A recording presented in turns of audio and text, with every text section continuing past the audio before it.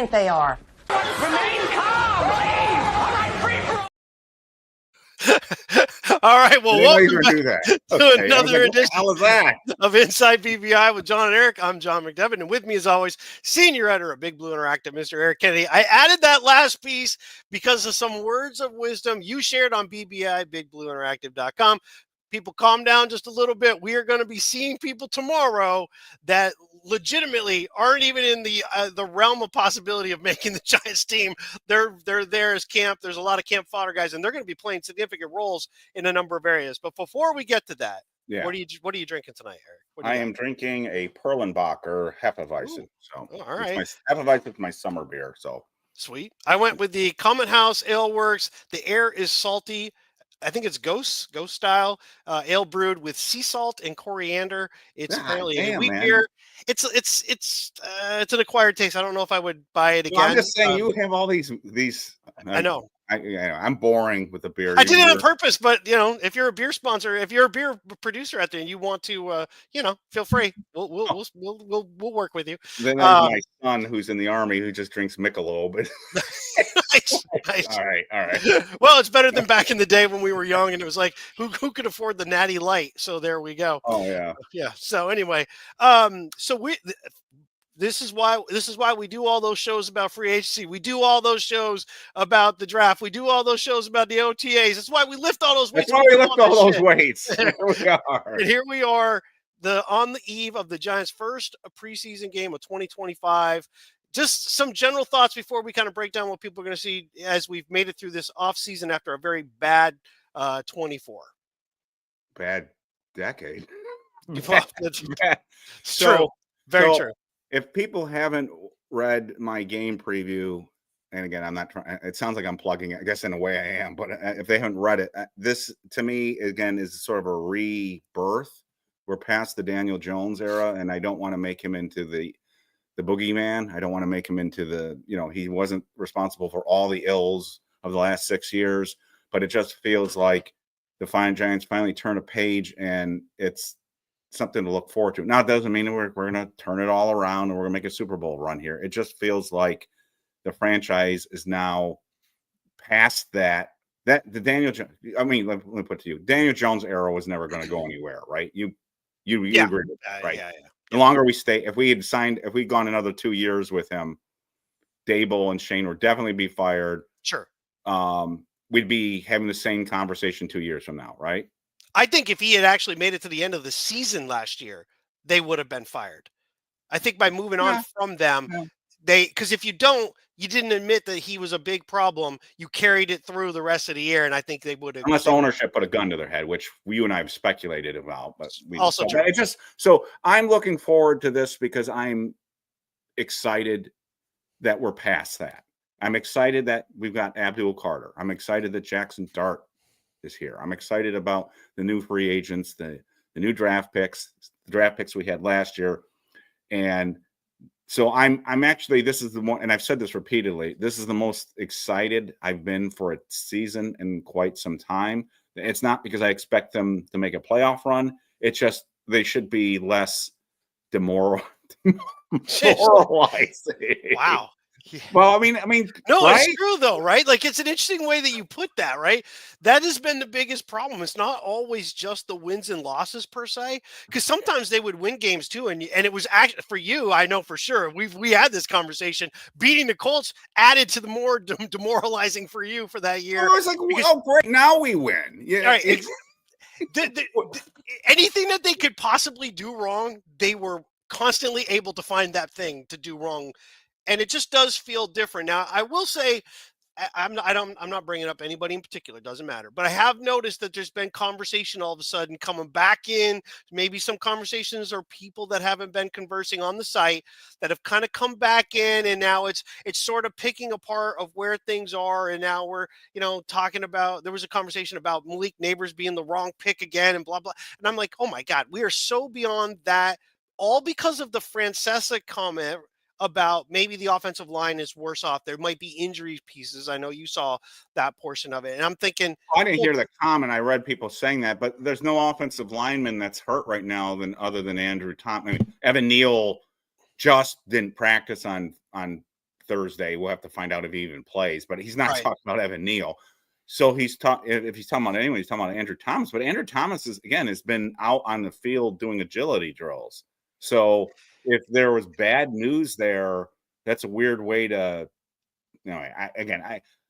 I'm not putting a lot of stock in that. Am I completely optimistic that Andrew Thomas will be the opening day starter? No, but there's no other offensive lineman that hasn't been practicing. I So can't who's he think. talking about? Yeah, it's interesting that he said it. You're just piling on the obvious, which is Andrew Thomas isn't currently healthy to play. But the Giants have said that leading right up to this. They said early on he'll be ready when he's ready. They weren't counting like, oh gosh, he didn't make it for the first day. We didn't expect that. They totally expected that. Right. So is it worse? We don't know. But I saw that big dude jumping around in some videos on the field. If it was worse, you're not doing some of those agility drills that he was doing by himself. It would be a little bit different. Yeah, well, that's what I'm like. I'm like, Yeah. It wasn't like he was just riding a bike. He was doing, Right. So anyway, let's just hold off on that. Again, it sounds like I'm piling on. And one of the dangers is I don't want us to come across as homers, that we're always, Optimistic about stuff. All right.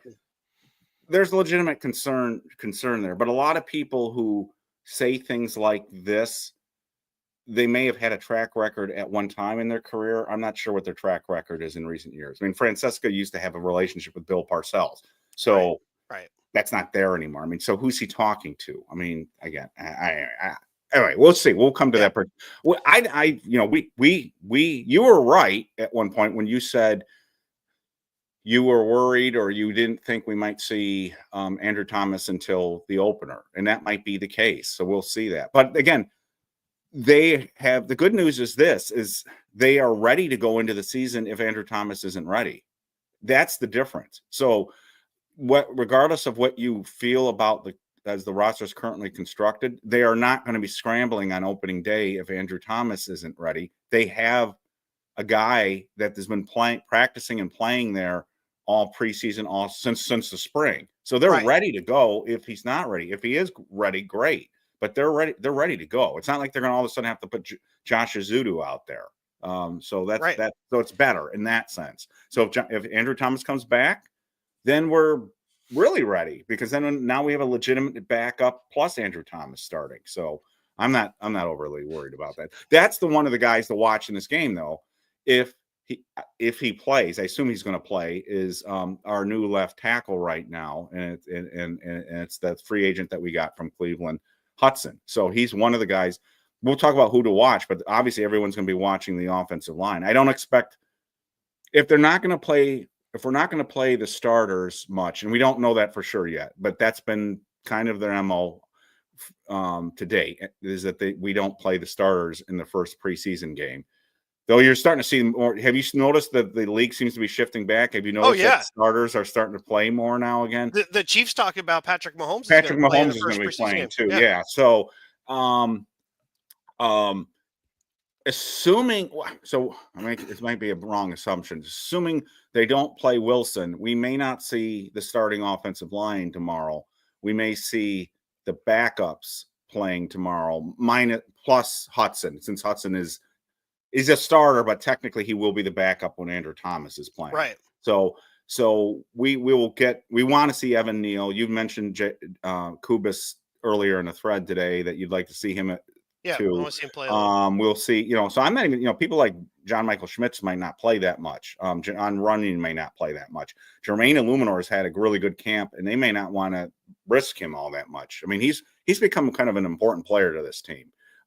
So we'll just have to see if a lot of what we're going to talk about tonight is going to really depend on who's playing tomorrow. And you and I don't really know who's playing tomorrow. We're assuming the starters aren't going to play or play much, right?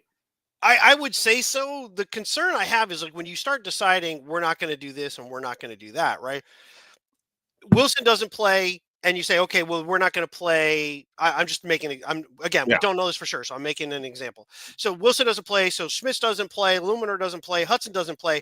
Well, guess what? Your first-round draft pick quarterback now is going to be playing again with second and possibly third-tier offensive linemen against potentially first and Yep. or first Yep. guys off the bench, Bills players. Pretty good test for Jackson, though, right? Right, but he's also then going to be limited in you won't have Neighbors, you Right. won't have Slayton's Slater. out. Slayton's Slayton injured. hasn't practiced this week, so And I Slayton's gotta not bet playing. Wandell's going to be bubble wrapped after being nicked up a few times. Probably, I would. I So agree. I So- think Jackson Dart is going to be throwing to relative no-name wide receivers, possibly against Bill's starting defense, the starting defense. That's a pretty good at open. That's going to be pretty good in it. We don't know who's starting at quarterback. We know Jackson Dart's going to play. Right. That's We don't know if it's Jameis. I mean, again, Russell Wilson might play. They might have him come out for a series or two. We don't know that.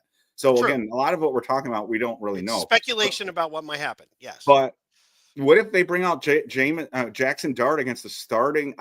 That would surprise me if they brought Jackson Dart out against the starting defense of the Buffalo, because Buffalo has said they're playing their starters except for Josh Allen, right? Some. I don't think they committed to everybody. I mean, Okay. obviously there'll be a few people here or there, maybe for injury purposes, and they said they will get some time. They didn't say how much. So, if I'm a Bills team, how much of my first team defense do I really want playing the third team Giants offense? It's not going to show you a lot, and you risk injury. So, that part, what worries me just a little bit though is, again, I don't want to open Jackson Dart up to getting absolutely obliterated either when you've got no targets against their first team. So here, reversing that just for a second though, you said we don't know who's going to start, but let's say for a moment Wilson doesn't.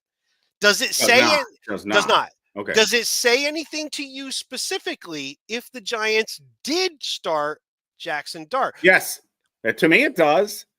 To me, I'm on board too. I agree. We want to facilitate this. We want to expedite this process. It tells me let's go. So, in a way, it would be kind of fun. But this is where I'm saying tap down this. What you're seeing. Sure. And if you didn't read the game preview again, one of my pet peeves is, and we've seen this in recent preseasons, is because of injuries or because of where they were in the preseason game, people bitching about the Giants' depth in the third and fourth quarter of the first preseason game when players were on the field that weren't even going to make the 53-man roster.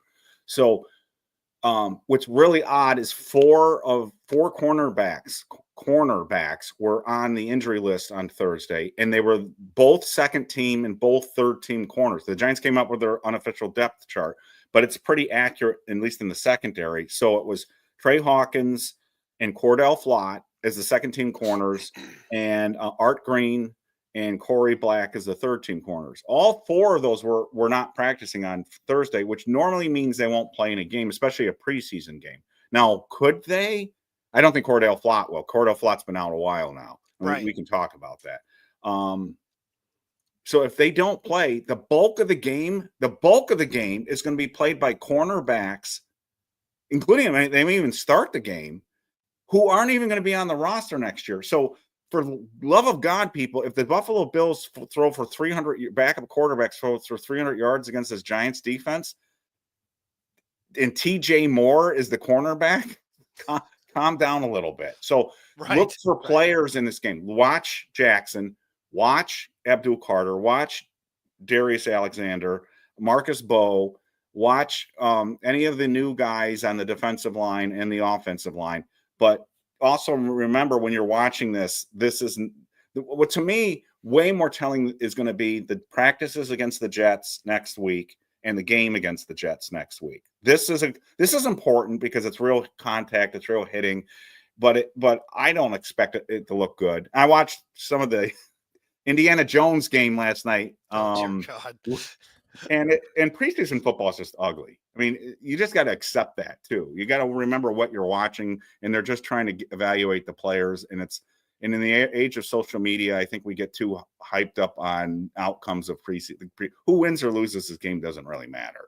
It's the performances of the players that really matter. So if you're like a Baltimore, like last night, if you're a Colts fan and you watch Daniel Jones for the first time, you might be, we spent this much money on this guy. So Right. I know. Did you see that last night? It wasn't pretty. I saw like 4 or 5 plays and then highlights of it. I went to my triplets his birthday is this weekend, so they turn 18. So we took them to Top Golf, which by the Yeah. way, holy shit, you go to Top Golf, prepared to spend a lot of money if you if you would Yeah. bring a decent sized crew.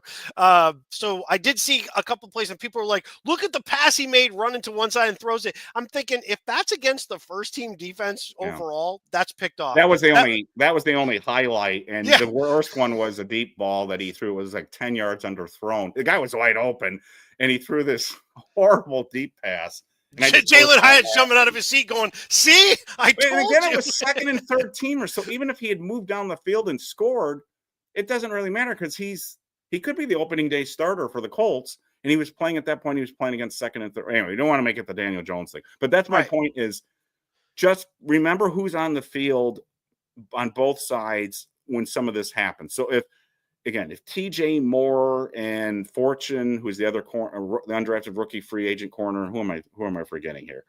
D. Williams is one. D. Williams, there you go. If D. Williams is out there, again, some of these guys might end up in the practice squad, but and the same thing at safety. I mean, they're not gonna play Javon Holland and Tyler Nubin a lot, and Dane Belton may not even be out there that much. So then you're talking about Makari Page and Raheem Lane. So relax about the secondary tomorrow. And up front, you don't want Burns isn't going to play because he was kind of banged up this week. He's not going to play. He's not playing. I think he was already ruled out. I think he was already ruled out. I think he's pretty much been ruled. I mean, they haven't ruled officially. I don't think they've officially. Well, maybe they. I thought Burns was because he was injured. And Dayball said, and somebody else I saw posted somewhere that said Burns was not playing.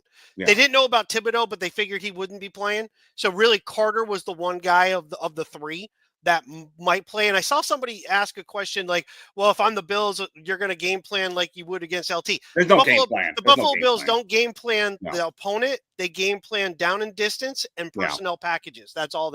Yeah, there's no game planning going on. And there shouldn't be. I mean, if they are game playing for Abdul Carter, that's a tribute to him. But I think teams are still going to have to learn about Abdul Carter. And hopefully he has a good game. But again, let's tap down expectations a little bit. Abdul Carter will be a different animal when Dexter Lawrence is on the field with Brian Burns and Kayvon Thibodeau.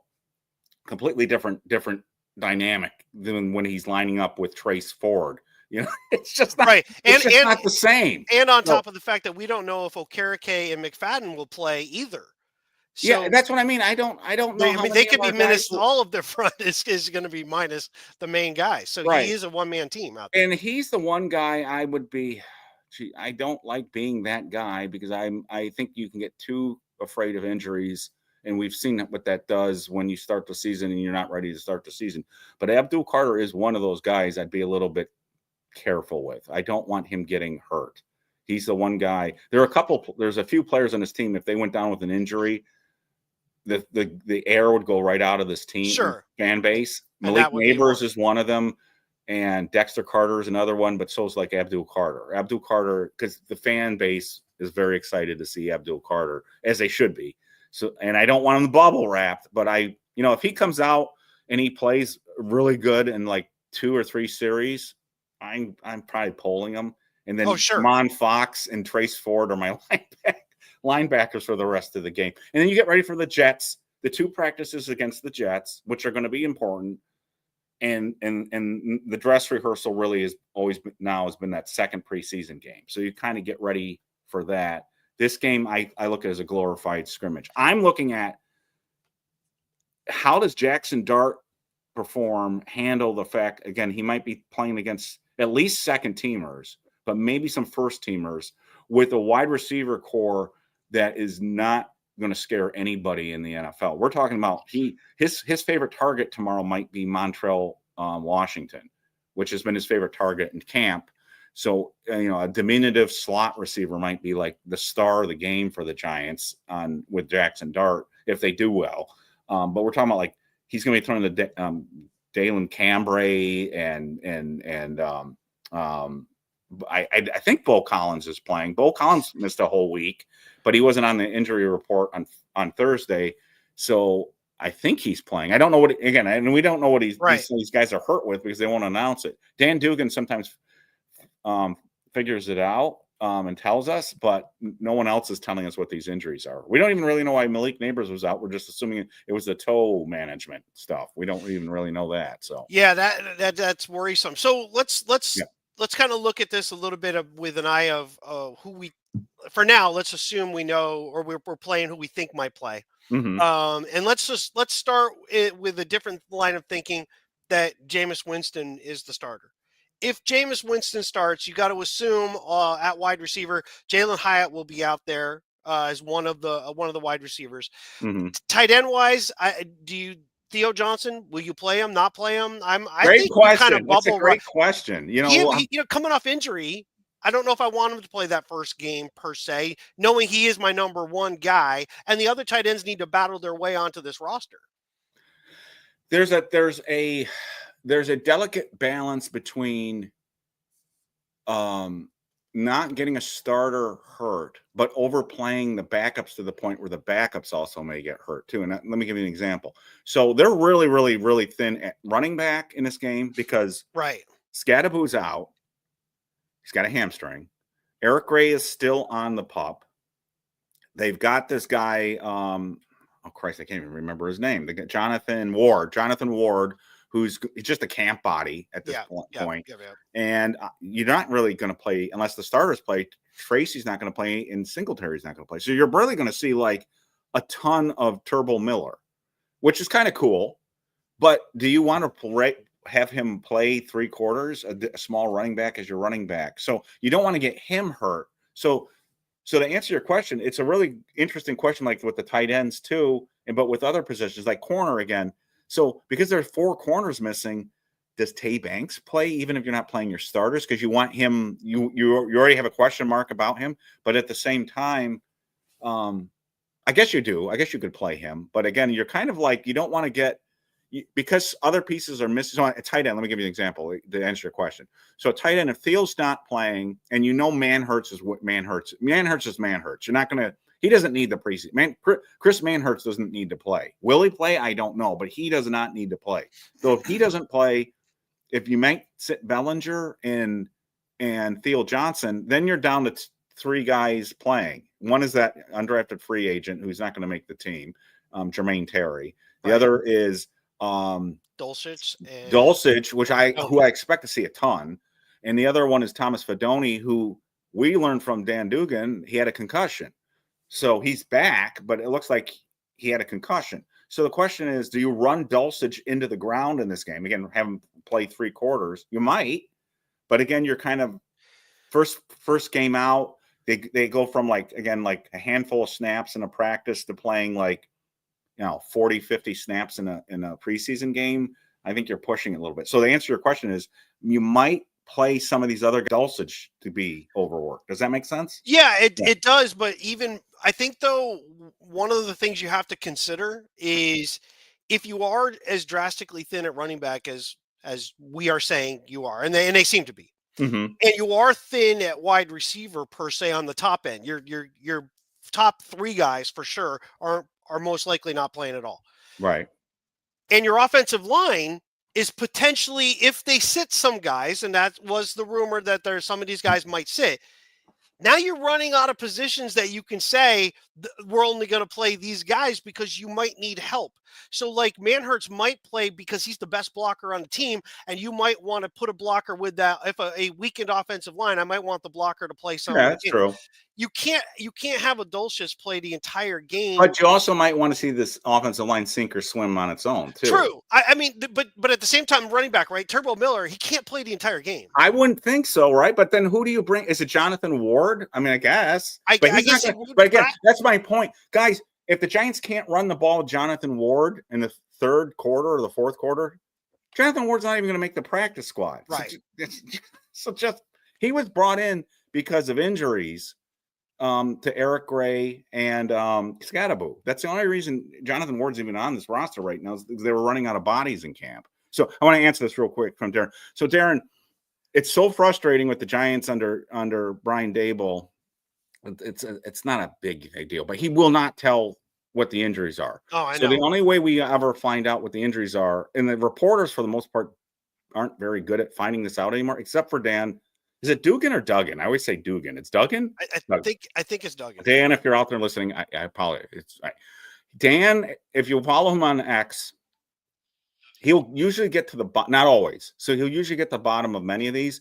And he tweeted out concussion with Fedoni, who had missed a couple of practices. John and I talked about it. We were worried because what we learned was one of the practice he had walked off the field with the trainers and didn't return. So John and I were like, and John brought this up. I didn't even think about it. Oh God, I hope it's not one of those knee injury, his knee injuries from college. And I didn't even think about that, but it came out it was a concussion. So in a way, it sounds sick, but in a way it was good that it was a concussion and not the knee. Right. That's where we are right now. But yeah, so I don't think it's serious because he was on the sideline. I mean, he was in practice during a walkthrough on Thursday. So I think he's back. It's tough because they don't do injury reports in the preseason. There's no requirement to say such and such player will play, won't play, and has this kind of injury. So so if you look at the updates that I put on the front page on Big Blue Interactive, so many of say unknown. Right, the injury, right. It's unknown, because we just don't know. We don't know. And sometimes you'll see a question mark because you think that's what it might be. So DJ Davidson got hurt in a practice a week or two ago, and everyone thought it was a hamstring. And then he was out, but Dable said it wasn't an injury. It was because of a personal day, and now he's back. So that might have just been a cramp. But we never knew what the hell that injury was. But if it was a hamstring, it looked bad because he could barely walk. So it must have been like a cramp, I'm thinking. So yeah, it's I'll say this. I don't mind if coaches have a certain way that they do certain things. Right. If you're a Bill Belichick minus the last 2 years, you have the gravitas to be however you feel like you want to be. Yeah, I feel like Dable kind of goes out of his way to be he's just kind of a dick about the injury thing. You know what I mean? Like he's got to, hey, if he's healthy, he's healthy. If he isn't, he isn't. If they're out there, I'm like, what the hell does that mean? Like, come on. I mean, it's training camp. Be a little more like, what information are you giving away right now? And his press conferences are so like, he's like Eeyore. Again, it sounds like I'm dumping on him. It's just like, cheer up a little bit for the press, a little bit. Again, I'm not a big fan of the press, but this, and Belichick did it in New England. It's just like, Tom Coughlin hated the media, but he wasn't like, Right.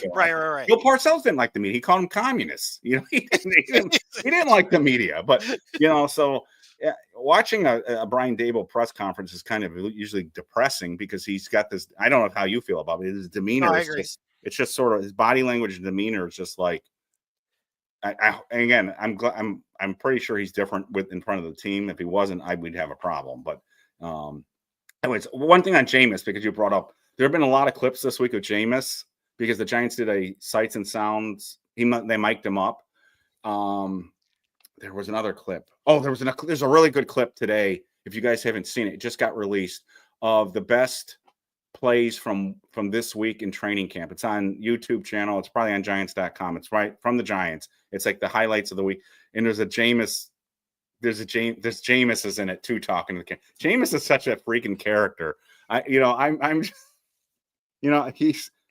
He's funny as hell. That's all I say. I had to show my daughter because she just got the LT jersey. She was asking me what she wanted to know, and if you listen to everybody, she read the thread on BBI to see which jerseys, and it was between Dexter Lawrence, New Giant, and Lawrence Taylor, Old Giant. Oh yeah.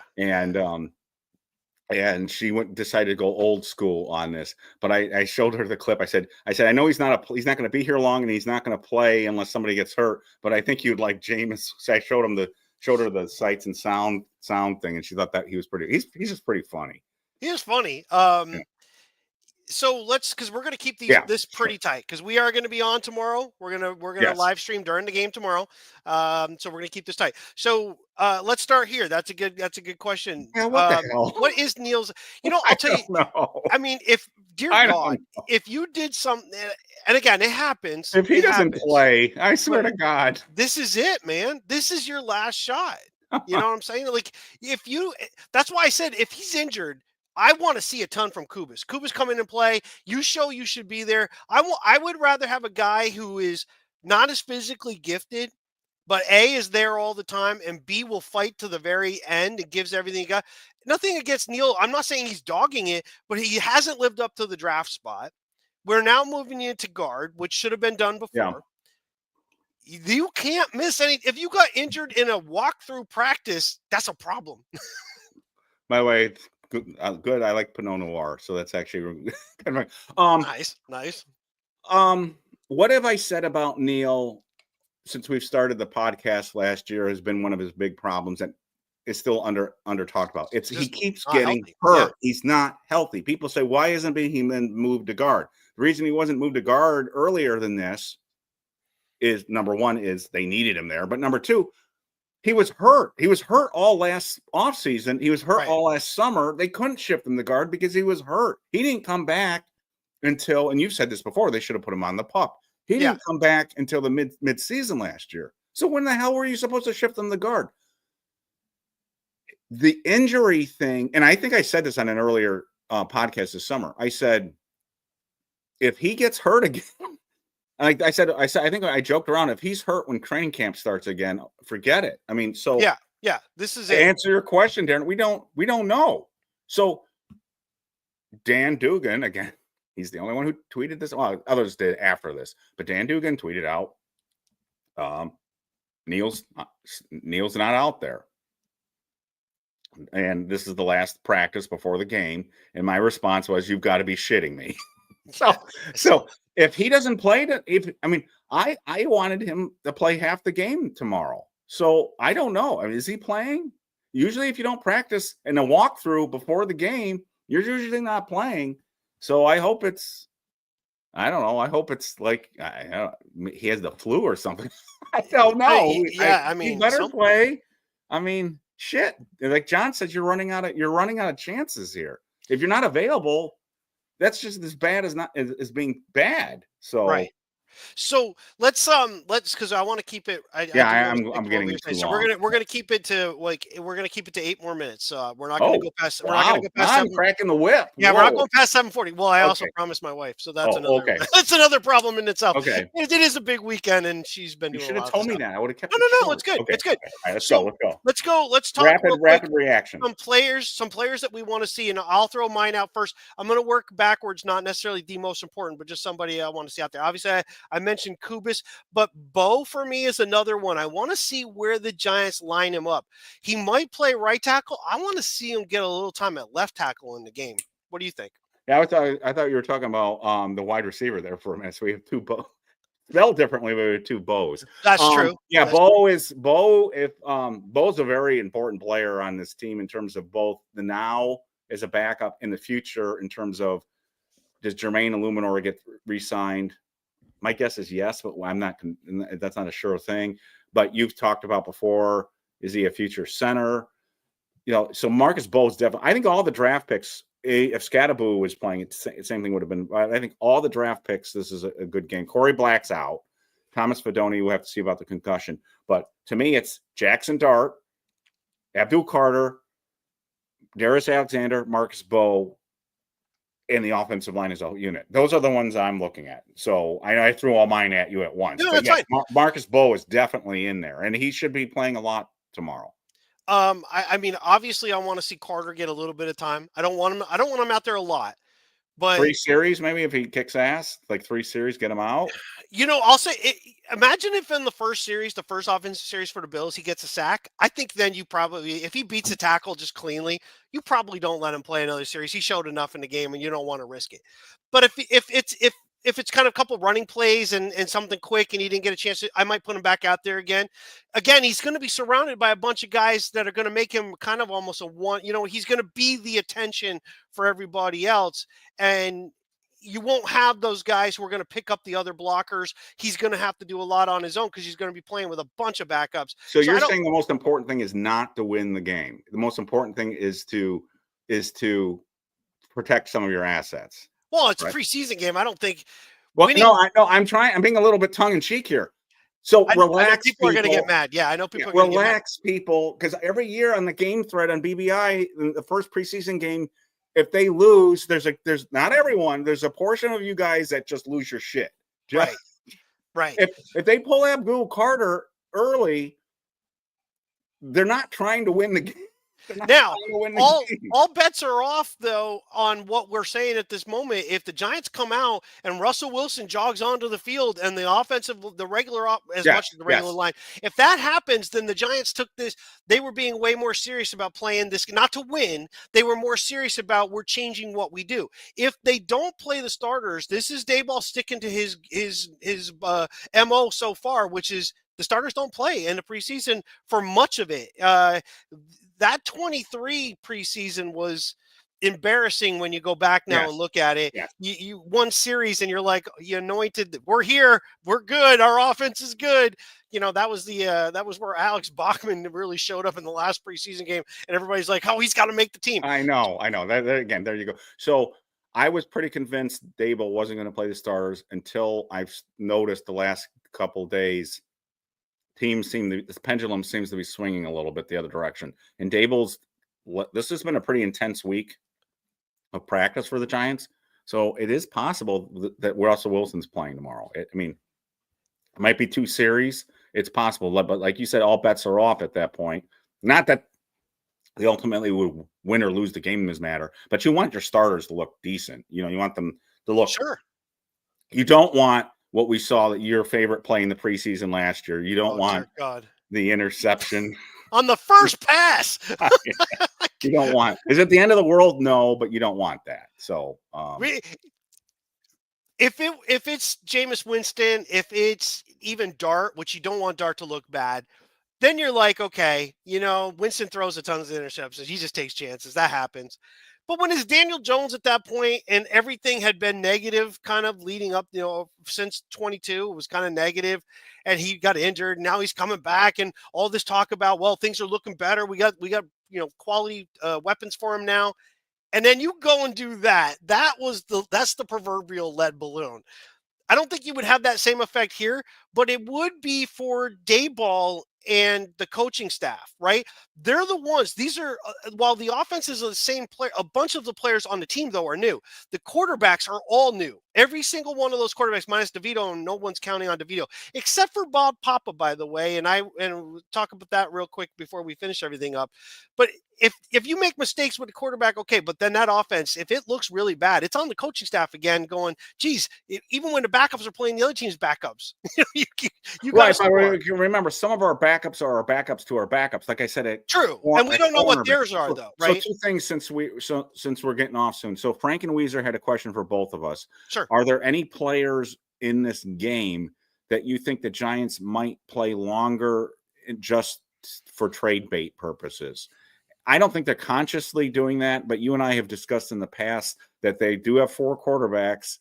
And if I still have in the back of my head of Tommy DeVito, one of the posters on the site, I think it was Big Blue Blogger, posted smartly. He said, Tommy DeVito will likely play when the dregs of the offensive line are playing in the 3rd and the 4th quarter, and you really don't want to get people hurt. But I could still see them if Tommy's playing a lot. Maybe they're trying to get trade bait. Was there any other player on the roster that you think they might be like say, hey, look at this guy, we might want to deal him? And I think the hardest part about that right now for tomorrow's game is something you started the whole thing off with. Yeah. There's so many guys that are not going to play. Yeah. It limits you, like you said. If Neighbors, and we're gonna have to manage him, right? If Neighbors is gonna kind of be in and out, you're not playing him at all in the preseason. So then the next main guy is Darius Slayton. Well, he's out, so he's not playing either. Wandell probably is not playing. That's 3. So are you going to, if you thought some of the rookie free agent guys that could make the team, and you thought, you know what, let's show Jalen Hyatt a little bit. I don't really trust him long term, but maybe if somebody wants to take a flyer, we'll do that. Well, you're playing them to play them. You don't have a choice. Right. That dude's got it. So I don't think they have a lot of depth. I think you're right. I think you're right. And right. So so people understand depth also pertaining to this situation where they may not want to play their starters plus the injuries. Again, they're not serious injuries, but they're players that aren't going to play because of injury. Limits the number of players you have available for the game itself when you don't want players to play the whole game. And so that's what John is saying. And the other thing we haven't talked about for me, What I want to see, some semblance of a run defense.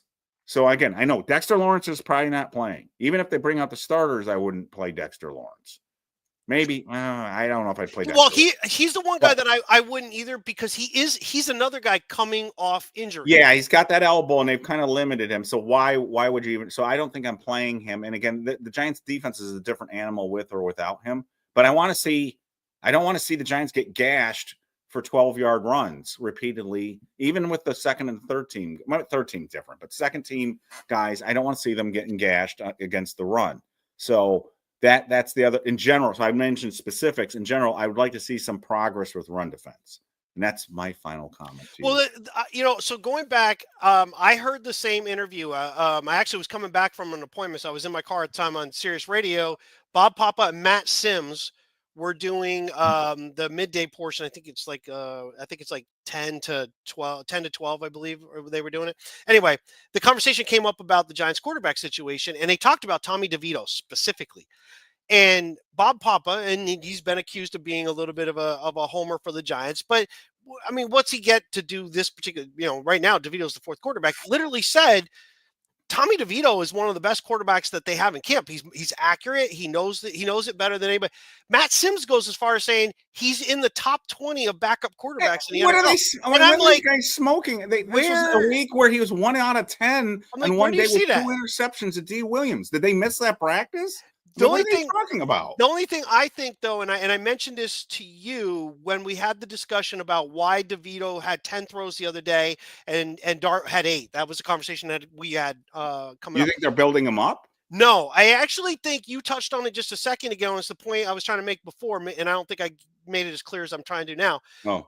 When you have so many people that are young, inexperienced, and whatever, sometimes you're going to need somebody on the field with them who knows the plays that can kind of direct. And I think DeVito, when you're with third stringers, I kind of think DeVito makes sense to be out there. He can put people where they need to be. He knows the offense. He knows what's being called. He's essentially going to be a Davis Webb, so to speak, for us on the field. He'll know where these guys need to go. I don't know that I want Jackson Dart playing with the third stringers and guys who don't know where they're going, which can make him look bad too.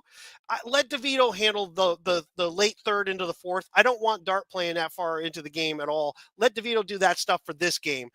After this week, though, now we need to start talking. DeVito shouldn't be getting a whole lot of reps going into week 2. It's got to be your 3 guys going from there. There's no way the Giants can carry 4 quarterbacks, right? On the 53, right? No way, right? No, I can't see. You could say yes if we were healthy in so many other spots. There's no way you could do it. You've got too many question marks already that you're going to be carrying. You might have to carry an extra lineman on the offense. You might need to carry an extra defensive tackle if one of the guys you really want. Well, it's nice. Going to be nicked up. Not even extra. You have to subtract a normal number from that, so you might not be able to carry like 9 offensive linemen, because you're going to carry 4 offense, or you might not be able to carry, like we were thinking that if they carry three running backs, they would carry 4 tight ends.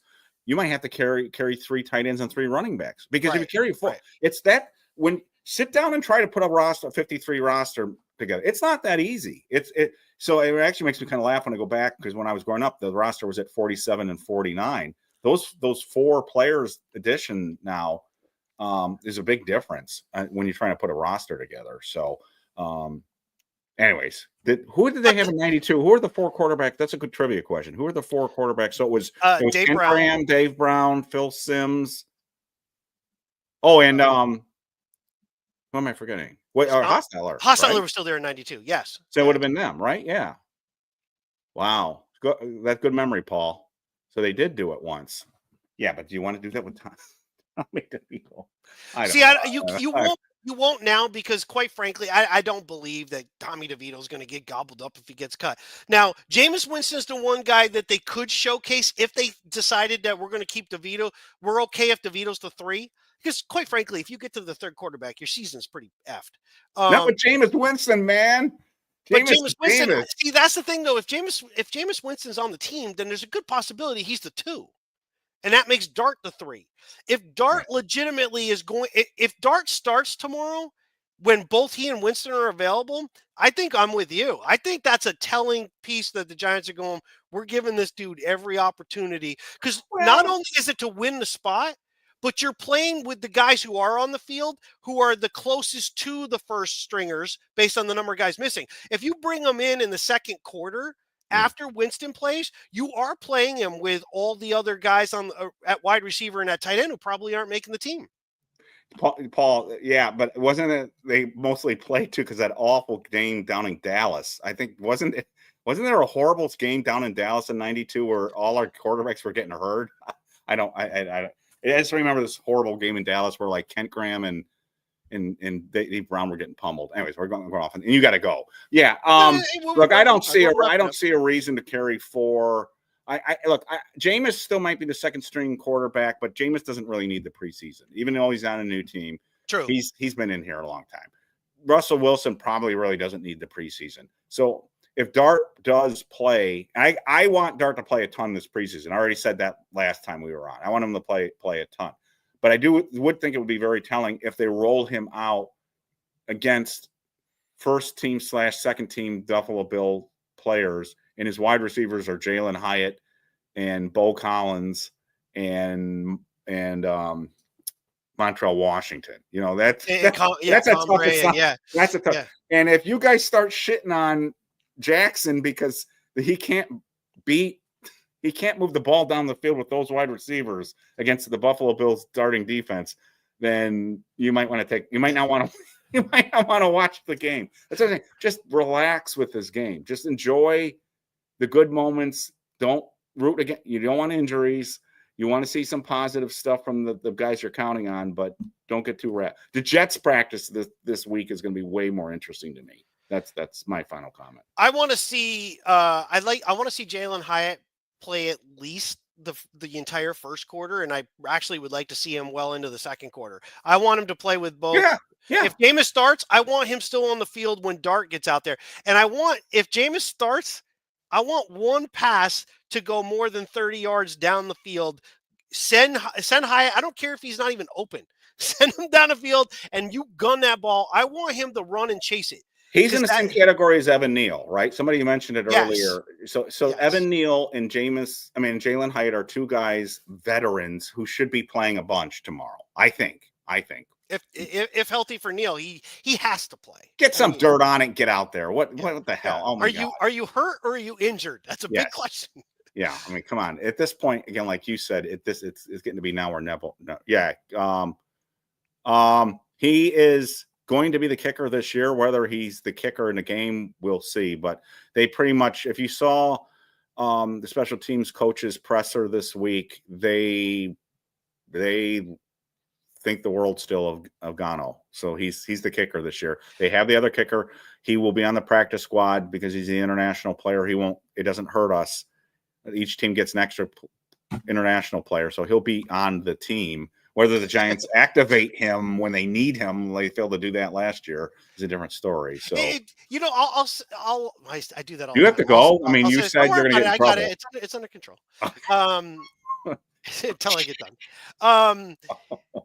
I have a real problem with the fact that Gano is still the kicker. I just the dude is overpaid and he's been injured for a bad team. It's one thing if you're the 90 Giants where they got kind of fed up with their kicking situation, so that's why they bring in, Barr comes in. Yeah.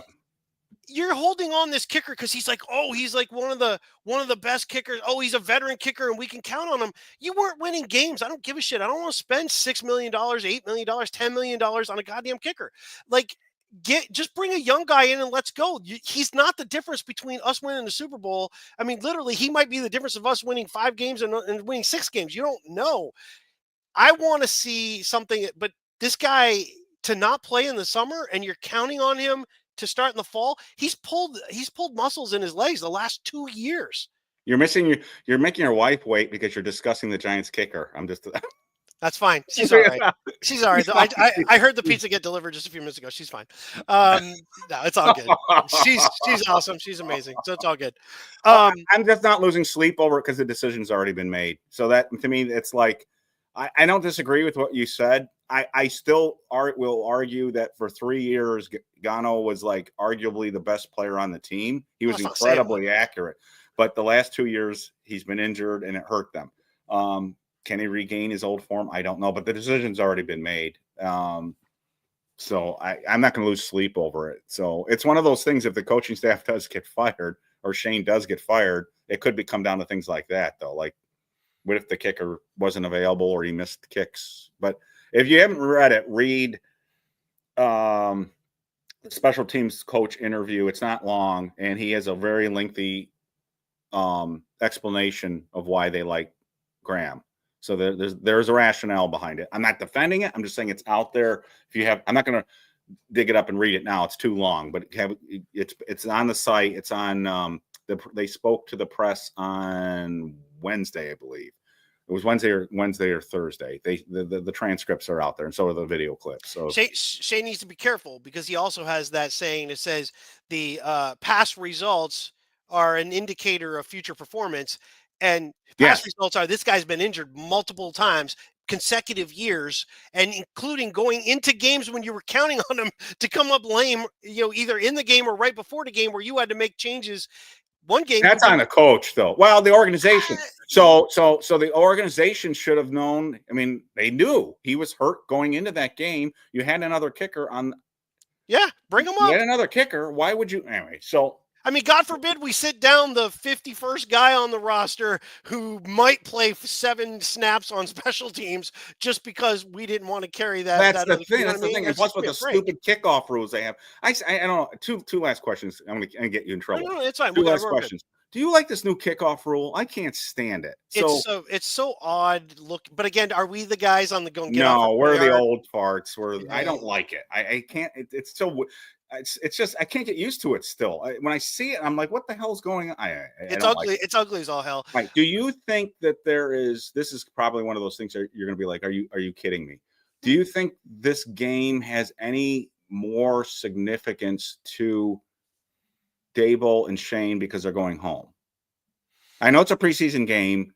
What I'm saying is because it's their old stomping ground. It's not just that they're playing the Bills, but they're going back into that building. Do you think that might contribute at all a little bit to them maybe playing the starters or not? Not at all.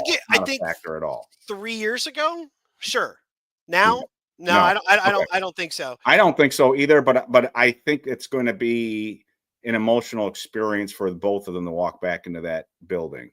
What I would like to see. And I feel that it's probably not going to happen, but I've heard Russell Wilson talk about preseason and about wanting to play. I'd like to see him walk into the locker room and say, I want to be out there. And I want to, because I want him. That'd be pretty ballsy.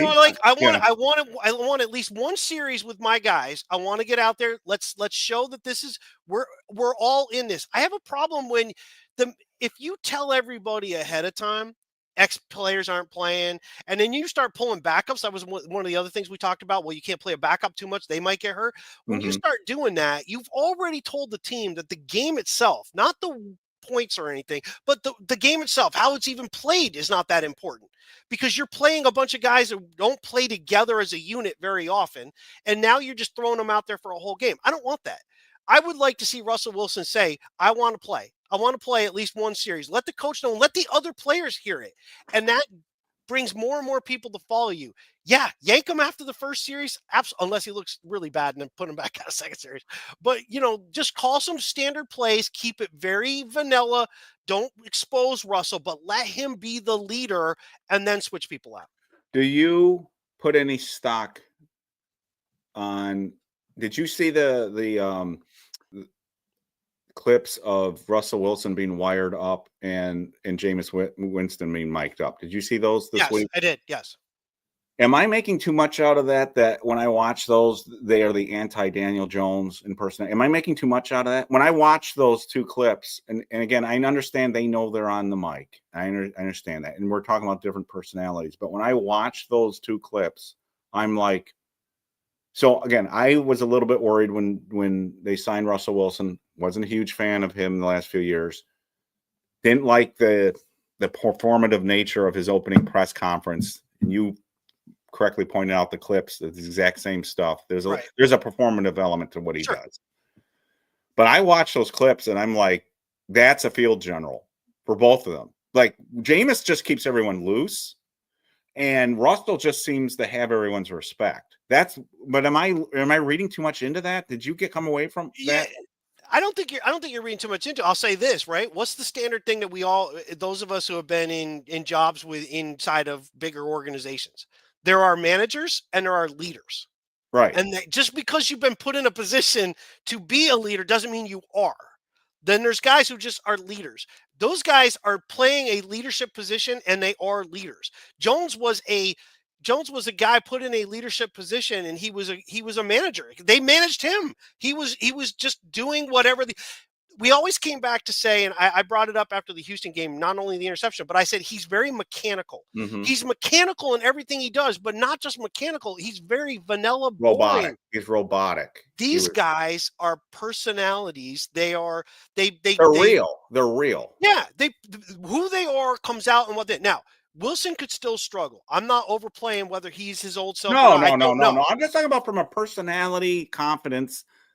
I've got, for instance, he threw a touchdown pass to Theo Johnson in practice, and he complimented him on the route, and it's I don't know, there's just a different vibe. When they come back to the huddle and he's congratulating and he's talking to the offensive lineman when a play's well blocked, and you can hear him like even when the play's still going on, and he's like, "Yeah, baby," he just seems. I don't remember Daniel doing any of that honestly, I don't remember Daniel being mic'd up. They must have. But I don't even remember Daniel being mic'd up, and if he did it, I can't remember one quote Daniel had when he was here. That's how bland. Again, it sounds like I'm piling on, but the memories I have of Daniel Jones are the plays that we've talked about before in the bug-eyed look he had last offseason when he found out about the first post Hard Knocks interview he had, and he had the bug eyes. That's my memory of Daniel Jones. That was scary. That and him tripping over himself and throwing. Getting sacked on the flea flicker and all that stuff. I mean, anyways. You're spot on with that. Okay. If we were to equate it to movies, Daniel Jones was a silent film. So, it's just the way it's. I'll say Russell Wilson to me though. It helps too that you have pelts on the wall, right? Oh God, yeah. I brought it up the other day. He needs I think he needs like 17 touchdown passes, and he'll pass Eli Manning on the all-time touchdown list. He has a chance to move into 10th place on the all-time wins as a quarterback. This is a guy, he's got the stuff there, and even on the downside of his career, the back nine of his career, he's still the best quarterback we've had since 2016. If we're down 14-0 against Dallas in week 2 with Daniel Jones, the game's over. If we're down 14-0 to Dallas in week 2 with Russell Wilson, the game's not over. In my opinion, that's my opinion. Sure, so I'll give you that. So that's how I feel right now, and that's why I'm more optimistic about this year. The air will not get sucked out of the fan base, I don't think, as quickly.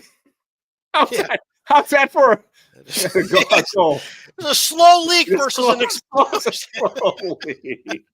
It's a slow. Nice. No, we're gonna be better than that. So that's an interesting way of saying it, but we all know it was a very tangible item. That feeling of yes, that first pass by Jones in the preseason, but the first one in the first regular season game. It's the one we lose like 6 yards on a really shitty pass. He throws it into the ground practically. You're just like, oh my God, here we go. And then when you just can't get out of your own way, and you go over to the sidelines, it is the whole, oh, woe is me. It never got fixed. And you can label a bunch of different times, but it very specifically, it's that Seattle game on Monday Night Football. Giants driving, Jones throws the interception, that a pick six that goes like 95 yards, something like that. You said that whole thing when he comes to the sidelines, the Dayball throws, and you can't tell me he didn't freaking throw that thing in Jones's direction. He absolutely did. No. Because what you just did right there was that was a singular myopic vision of a bigger picture. You took the entire momentum of the stadium, of the team, of the franchise, and you killed it. You were like, you could have scored. And it's not just what it did to the fans; it's what it did to his entire team. Oh, absolutely! You can't tell me his teammates didn't see that. It's done at that point.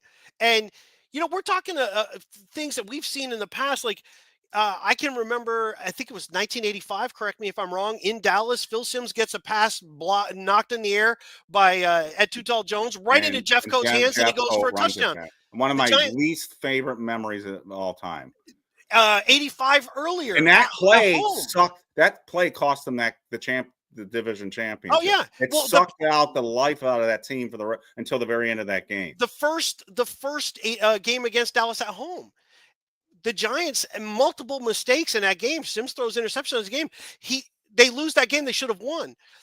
That's the game that led into the two games, the Cowboy game, and then the following week they played Cincinnati. That Phil Simms threw for 919 yards over 2 games. But there was a pick 6 in that game. But you lose both those games. So, Yeah.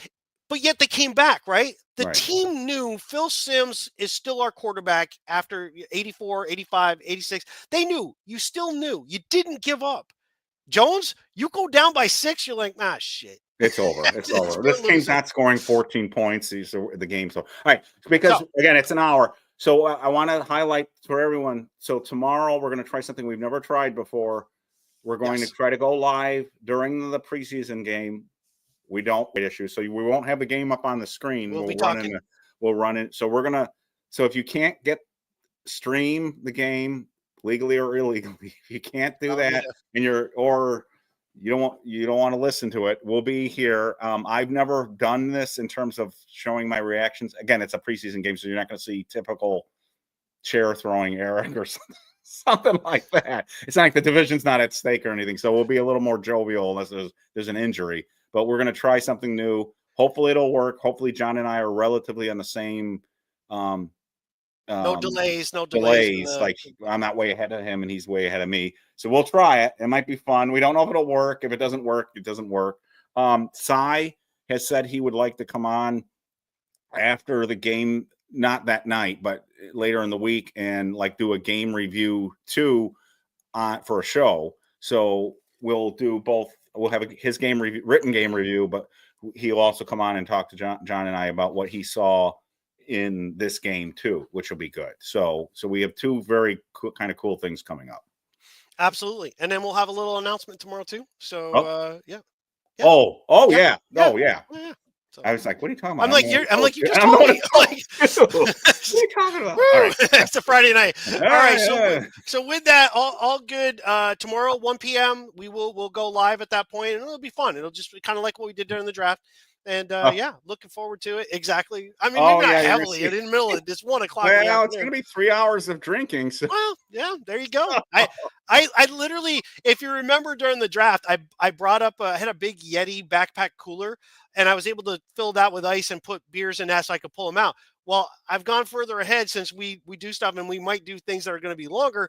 I actually bought a mini fridge that's way over in the corner of my office now. That's all chock full of beer. So I can just go grab some if I need it. We're good. We'll be good to go for the game.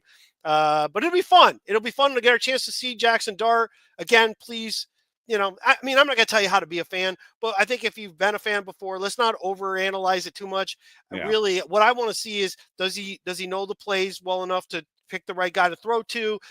How do the throws look? If he throws it long, did it have the good depth to it? Or how does he react to a bad play too? How does Jackson Dart? There's going to be bad plays tomorrow. How does Jackson Dart react to an interception, or how does he react to getting sacked? That's the kind of thing to look for too. The good and the bad. How does he react to this kind of stuff? And who's going to be a star? A lot of times you'll see players in the camp get all the press, but when the game starts, when there's a real game, a new player, some of those players fade under the lights, and some players who you didn't hear a word from all of a sudden play. I'll give you an example. We've heard nothing out of Juice Wells. And he just may not be that good. He just may not be any good. But what if Juice Wells has a really big game yesterday? Now he's back in the conversation. So it's that kind of thing. So we've heard a lot out of certain players in this camp. Are they going to continue that in the game, or do they fade away? That's the stuff to look for. Don't freak out if D. Williams and TJ Moore and Donald Fortune are the starting corners, and they get burned by the Bills' second and first team guys. That's where you go, and you start going, well, our depth sucks. No, the second and the third team corners for the Giants aren't even playing in this game, or may not be playing in this game. So Right. we're down to our fourth string corners to start the game, possibly. That's how. So take that stuff into account. Exactly. Anyway, yeah. So with that, like, subscribe, all that good stuff. We've really made a lot of really good momentum. I really do appreciate that. It's been so much fun. And we're going to see you guys again tomorrow. Well, tomorrow, 1 p.m. Giants Bills, first game of 2025. Woo-hoo! Let's go, team. Yeah, All let's right, we'll go. catch you Go tomorrow. Giants. Woo!